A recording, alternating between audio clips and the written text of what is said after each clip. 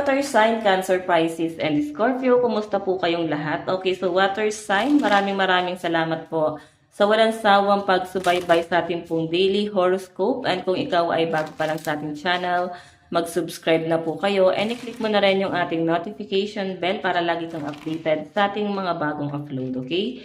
So, tignan natin guys, ano ba yung energy mo? Okay. Gabay ni water sign, spirit guide. Forgiveness, bring freedom. Totoo yan guys, no? So mararamdaman mo naman yan guys, pag may galit ka sa isang tao, mararamdaman mo na parang wala kang peace of mind. Okay? So kung meron kang kinaka-stressan, kinagagalit, sama ng loob sa isang tao, or pwedeng sa sitwasyon mo ngayon, hindi ka guys magiging payapa. Okay, so tulungan mo sarili mo guys na mapatawad yung mga taong nakagawa ng hindi maganda sa inyo. So hindi naman din ko kayo guys masisisi kasi ang pagpapatawad guys, hindi yan hiniling, no?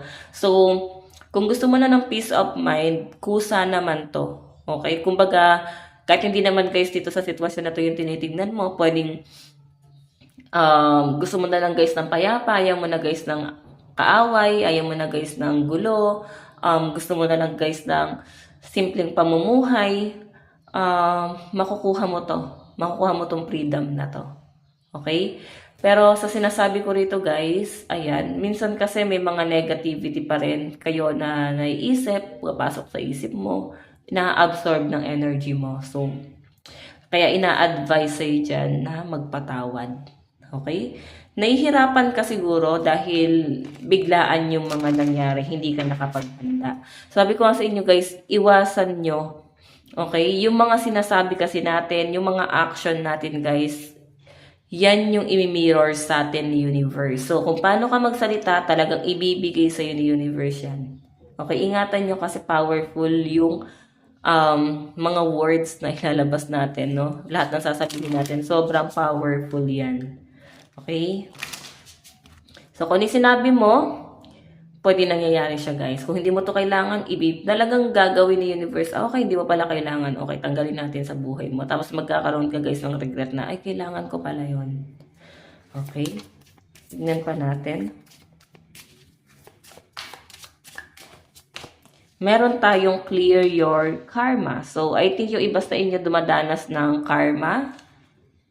Okay, my aura is magnetic to golden opportunity. Diba? Yan ang kailangan yung gawin guys, pagyamanin mo yung energy mo ngayon. So, pwede naman din guys, na ano to, may mga taong nakapanakit sa inyo, pwedeng sila yung kinakarma. Yung iba naman dito guys, sabi ko nga, pwede ikaw yung nakaka-absorb. So, mapapaisip ka, ba't sa dami, no? Pwede kasi guys, karma ng ninuno, kasalanan ng ninuno, tayong tayo ngayon na nasa kasalukuyan yung nagbabayad. So, mapapaisip ka or sasabihin ko sa inyo, nasa dinabi-dami ng kamag-anak or pamilya mo, ba't ikaw pa yung nakaka-experience? Kasi ikaw yung negative. Okay, try mo guys na i-release yung negativity na yan. Okay? Para mas pumasok sa inyo yung magagandang biyaya lang. Ayan o, ikaw ang nakaka-experience. Tignan pa natin guys.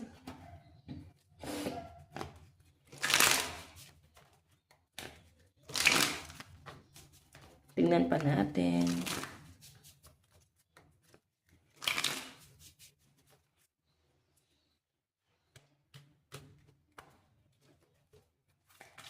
Water sign.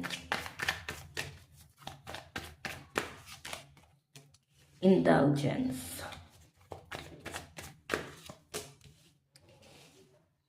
Strategy.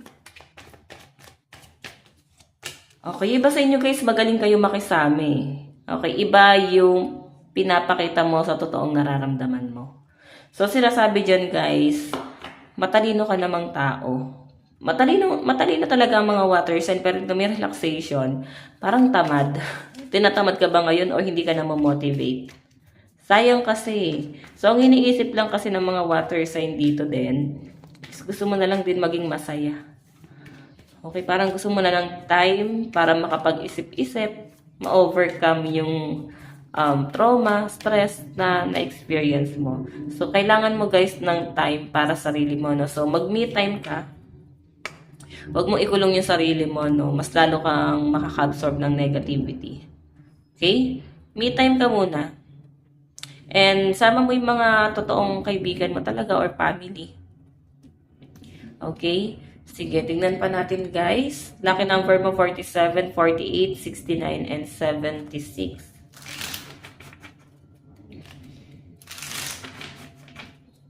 Okay.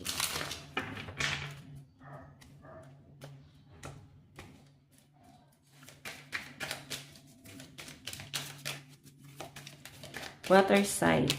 Meron tayong 10 of wands. Ayan, dito natin ilagay. Oh. Ano to? May relocation, may paglipat ng bahay or trabaho to. Meron kang mga gamit na dala-dala eh. Meron tayong 5 of wands. Alitan. May nagtalo ba dito? Tapos parang may umalis or sama ng loob.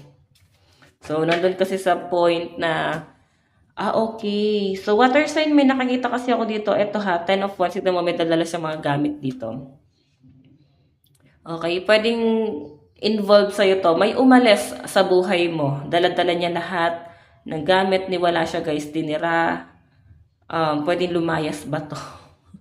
Nag-relocate. So, 5 of wands kasi guys, pagtatalo to. Okay?